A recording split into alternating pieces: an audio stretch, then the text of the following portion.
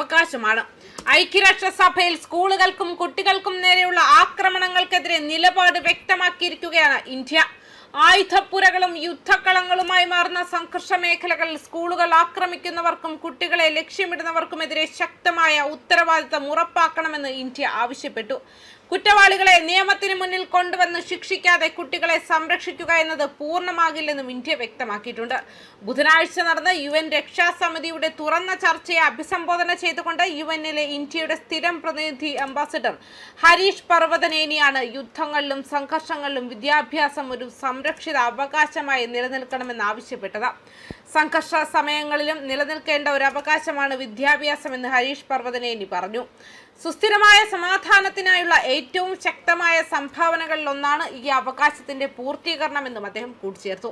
സായുധ സംഘർഷങ്ങൾ ബാധിച്ച കുട്ടികളെ സംരക്ഷിക്കുന്നതിനും അവരുടെ പഠിക്കാനും വളരാനും കഴിവുകൾ പുറത്തെടുക്കാനുമുള്ള അവകാശം ഉറപ്പാക്കുന്നതിനും ഇന്ത്യ പ്രതിജ്ഞാബദ്ധമായി തുടരുമെന്നും അദ്ദേഹം വ്യക്തമാക്കി. ഉത്തരവാദിത്തമില്ലാത്ത സംരക്ഷണം അപൂർണമാണ്.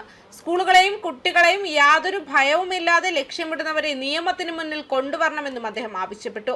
സംഘർഷ മേഖലകളിൽ ജീവിക്കുന്ന കുട്ടികൾക്കെതിരെയുള്ള അതിക്രമണങ്ങളിൽ വൻ വർധനമുണ്ടായതായി കാണിക്കുന്ന UN വിലയിരുത്തലുകൾക്ക് പിന്നാലെയാണ് ഇന്ത്യയുടെ ഈ പ്രതികരണം. സായുധ സംഘർഷങ്ങളും കുട്ടികളും എന്ന വിഷയത്തിൽ UN സെക്രട്ടറി ജനറലിന്റെ ഏറ്റവും പുതിയ റിപ്പോർട്ട് അനുസരിച്ച് 2025 കുട്ടികൾക്കെതിരെയുള്ള അതിക്രമങ്ങൾ ഞെട്ടിപ്പിക്കുന്ന തലത്തിലാണ് എത്തിയത്. ഇത് അഭൂതപൂർവമായ എണ്ണം കുട്ടികളെയാണ് ബാധിച്ചത്. റിപ്പോർട്ട് പ്രകാരം നിരീക്ഷണ ചുമതല ആരംഭിച്ചതിനു ശേഷമുള്ള ഏറ്റവും ഉയർന്ന നിരക്കാണിത്.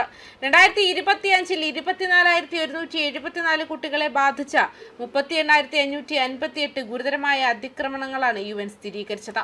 സംഘർഷങ്ങളിൽ ഏർപ്പെട്ടിരിക്കുന്ന കക്ഷികൾ അന്താരാഷ്ട്ര മനുഷ്യാവകാശ നിയമങ്ങൾ ലംഘിക്കുന്നത് തുടരുകയാണെന്നും ഇത് സിവിലിയന്മാർക്ക് കടുത്ത പ്രത്യാഘാതങ്ങൾ ഉണ്ടാക്കുന്നുവെന്നും അതിൽ കുട്ടികളാണ് ഏറ്റവും കൂടുതൽ ദുരിതം അനുഭവിക്കുന്നതെന്നും റിപ്പോർട്ടിൽ എടുത്തു പറയുന്നുണ്ട്. സ്കൂളുകൾക്കും ആശുപത്രികൾക്കും നേരെയുള്ള ആക്രമണങ്ങൾ, കുട്ടികളെ കൊല്ലുന്നതും അംഗഭംഗം വരുത്തുന്നതും മാനുഷിക സഹായങ്ങൾ നിഷേധിക്കുന്നതും വ്യാപകമായി തുടരുകയാണെന്നും റിപ്പോർട്ടിൽ കുറിക്കുന്നു.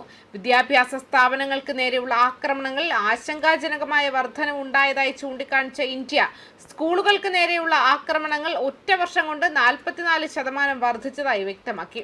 ആഗോളതലത്തിൽ ഏകദേശം 473 ദശലക്ഷം കുട്ടികൾ, അതായത് 6ൽ 1 കുട്ടി എന്ന തോതിൽ സംഘർഷ മേഖലകളിൽ ജീവിക്കുകയോ അവിടെ നിന്നും പലായനം ചെയ്യുകയോ ആണെന്നും പർവതനേനി പറഞ്ഞു. അതേസമയം 85 ദശലക്ഷത്തിലധികം കുട്ടികൾക്ക് വിദ്യാഭ്യാസം ലഭിക്കുന്നില്ല.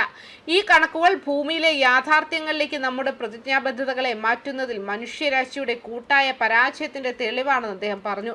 വിദ്യാഭ്യാസം സമാധാനത്തിന്റെയും തിരിച്ചുവരവിന്റെയും അടിത്തറയാണെന്ന് വിശേഷിപ്പിച്ച ഇന്ത്യൻ പ്രതിനിധി ഒരു കുട്ടിയുടെ വിദ്യാഭ്യാസം സംരക്ഷിക്കുക എന്നാൽ ഒരു രാജ്യത്തിന്റെ മുഴുവൻ ഭാവി സംരക്ഷിക്കുക എന്നതാണെന്ന് കൂട്ടിച്ചേർത്തു. ഇന്ത്യയുടെ ആഭ്യന്തര ശ്രമങ്ങളെക്കുറിച്ചും അദ്ദേഹം ചർച്ചയിൽ വിശദീകരിക്കുകയും ചെയ്തിട്ടുണ്ട്. വിദ്യാഭ്യാസ അവകാശ നിയമവും വിവിധ ഭാഷകളിലുള്ള ഉള്ളടക്കങ്ങളിലൂടെയും സാങ്കേതിക വിദ്യകളിലൂടെയും വിദ്യാഭ്യാസ വിഭവങ്ങളിലേക്കുള്ള പ്രവേശനം വിപുലീകരിച്ച സർക്കാരിന്റെ ഡിജിറ്റൽ ലേണിംഗ് പ്ലാറ്റ്ഫോമായ ദീക്ഷയും അദ്ദേഹം എടുത്തു പറഞ്ഞു.